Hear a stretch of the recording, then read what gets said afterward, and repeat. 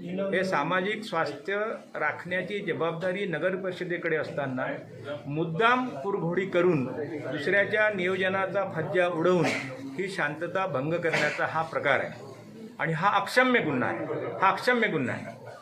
म्हणजे आज देश पूर्ण स्वातंत्र्याचा जल्लोष साजरा करत असताना दुसऱ्याच्या नियोजनावर कुरघाडी करून आपण त्या ठिकाणी फडकवून टाकणे आणि त्यांची मानसिकता खराब करणे हे फार फार घातक आहे. उद्या या घटनेला काही समजा मोठं घटना झाली आणि त्याला गालबोट जर लागलं तर याला जबाबदार हे प्रशासन आहे. नगर परिषदेच्या मुख्याधिकाऱ्यांना हे असं शोभत नाही. त्यांना तारतम्यानंच हा विषय घ्यायला पाहिजे होता.